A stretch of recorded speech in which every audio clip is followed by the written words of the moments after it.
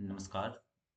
आप सभी का स्वागत है आज के नए अध्याय में। हम सभी बिहार बोर्ड के 10वीं कक्षा के संस्कृत के तीसरे अध्याय की शुरुआत करने वाले हैं, जिसका नाम है अलस कथा। जैसा कि आप देख सकते हैं, यहाँ पे आप देख रहे हैं, ये है हमारी नई अध्याय जिसका नाम है अलस कथा। अलस कथा अर्थात आलसियों की कहानी।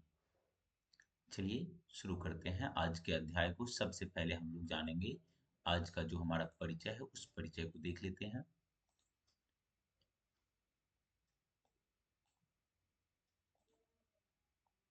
अयं पाठः विद्यापतिकृतस्य कथाग्रन्थस्य पुरुषपरीक्षा इति नामकस्य अंशविशेषः वर्तते।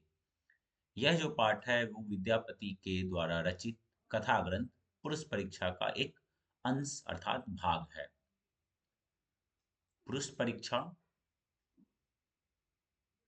सरल संस्कृत भाषायां कथारूपेण विभिन्नानां मानव गुणानां महत्त्वं वर्णयति, दोषानां च निराकरणाय शिक्षां ददाति। पुरुष परीक्षा सरल संस्कृत भाषा में कथा के रूप में मानव के विभिन्न गुणों और महत्व का वर्णन करता है।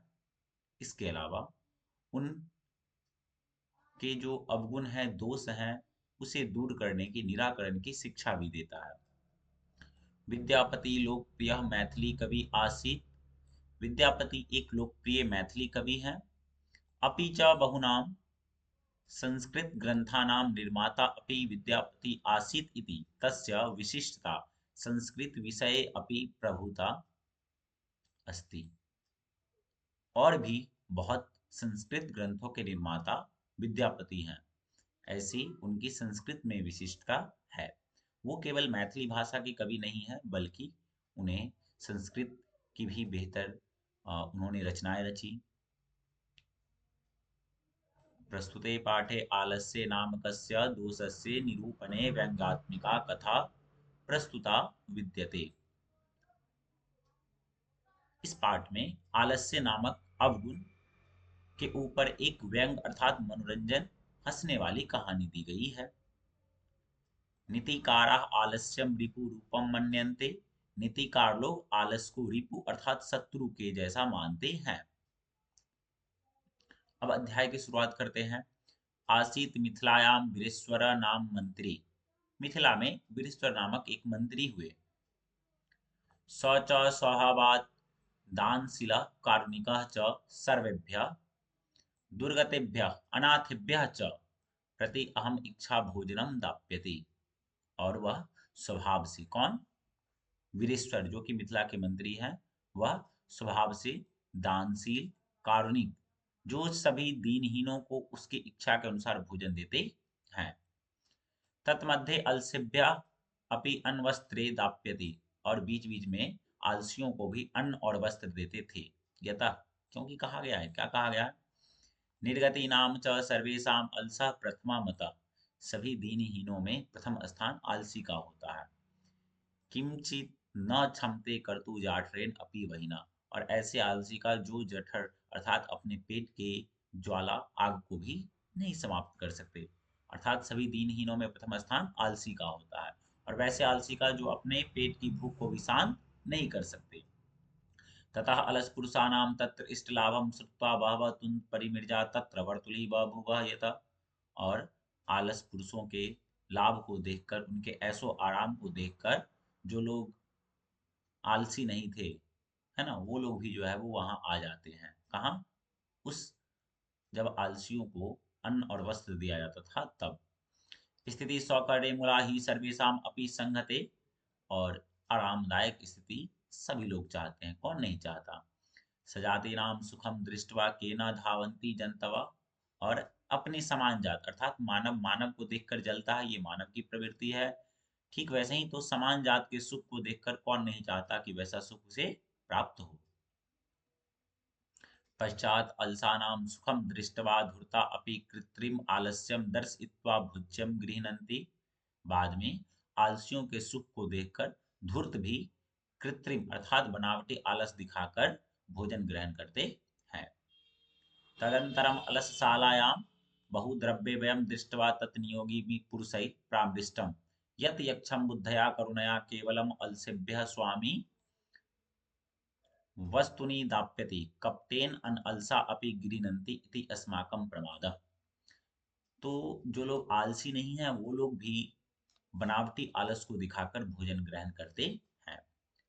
तो लगातार अलसशाला में द्रव्य पैसे के खर्च को देखकर वहां जो नियोजित पुरुष हैं वो आपस में विचार करते हैं। हमें लग रहा है कि केवल हमारे जो स्वामी, हमारे मालिक, हमारे मंत्री जो है वो केवल आलसियों को अन्न और वस्त्र देते हैं, लेकिन ऐसा नहीं है। उनका मानना था कि कपटी लोग भी जो है वो भोजन और वस्त्र ग्रहण कर रहे हैं। यदि भवति तदा अलस पुरुषाणाम परीक्षां कुर्मः इति प्रामृशस्य प्रसुप्तेषु अलसशालायां तत्नियोगी पुरुषाः वह्निं दापयित्वा निरूप्यमासीत्। यदि हो सके तो उन आलसी पुरुषों की परीक्षा लेनी चाहिए, ऐसा सोचकर वो सभी आपस में विचार करते हैं। और जब वो सभी सो जाते हैं तो उस अलसशाला में वो जो नियोजित पुरुष हैं वो आग लगा देते हैं। तथा गृहलग्नं प्रवृद्धम अग्नि दृष्ट्वा धूर्ताः सर्वे पलायिता। घर में लगे आग को देखकर जितने भी धूर्त आलसी हैं वो सभी पलायित कर जाते हैं अर्थात भाग जाते हैं। पश्चात इसद अलसा अपि पलायिता। बाद में जो थोड़े आलसी थे वो भी भाग जाते हैं। चत्वारा पुरुषा तत्र एव सुप्ता परस्परम आलपंती। और चार पुरुष सोए हुए और आपस में बात करते हैं। एकेन वस्त्र आवृत मुखेन उत्तम अहो कथम अयम कोलाहल। एक वस्त्र से मुख को ढके हुए है और कह रहा है पहला, अरे यह कैसा हल्ला गुल्ला है। द्वितीयेन उत्तम, दूसरा कहता है तर्क यदि यद अस्मिन गृहे अग्नि लग्नम अस्ति। दूसरा क्या कहता है कि लग रहा है, तर्क देता है, कह रहा है कि लग रहा है कि इस अलसशाला में आग लग रहा है। अभी तक ये कंफर्म नहीं हुए कि इस घर में आग लग गई है। सोचिए कितने बड़े आलसी थे। तृतीयेन उक्तम, तीसरा कहता है को अपि तथा धार्मिका नास्ति, कोई धार्मिक व्यक्ति नहीं है। य इदानीम जलाद्रय वासौ भी कटैवा अस्मान प्राविणोति। जो इस समय, इदानीम इस समय जल से भीगे हुए कंबल को हमारे ऊपर डाल दे। चतुर्थेन उक्तम, चौथा कहता है अये वाचाल कति वचनानि वक्तुम शक्नुतः तुष्णीम कथम न तिष्ठत। अरे वाचाल, कितना बोलते हो, क्या सब बोल रहे हो, तुम्हें चुप रहा नहीं जाता। आपसे परीक्षा में पूछा जाएगा कि चारों आलसियों के वार्तालाप को अपने शब्दों में लिखे। देखिए सबसे पहला कपड़ा से मुंह ढक करके क्या कहता है पहला आलसी, अहो कैसा हल्ला गुल्ला है। दूसरा कहता है लग रहा है इस अलसशाला में आग लग गई है।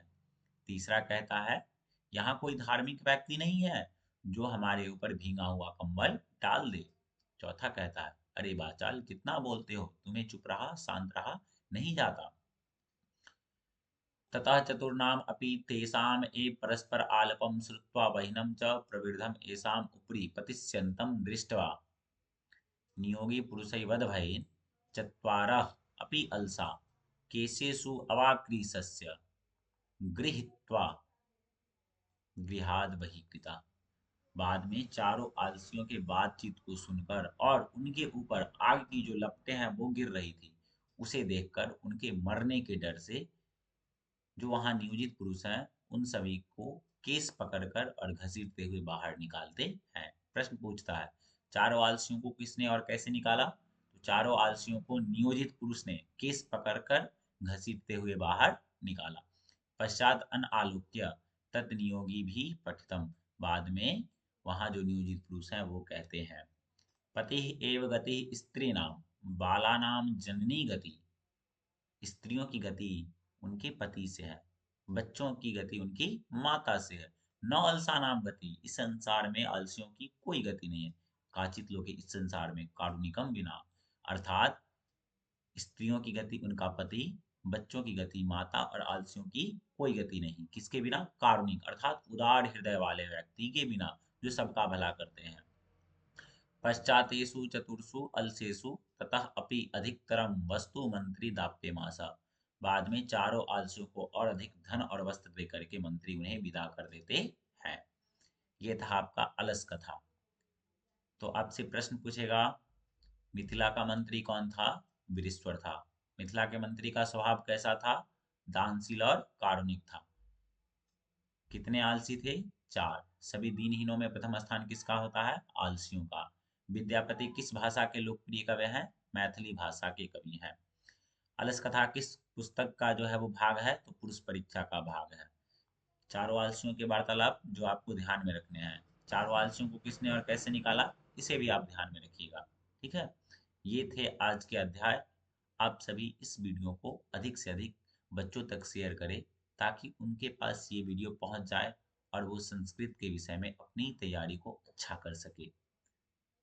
अगर आपको कोई समस्या हो तो आप कमेंट बॉक्स में अपनी समस्याओं को लिखिएगा।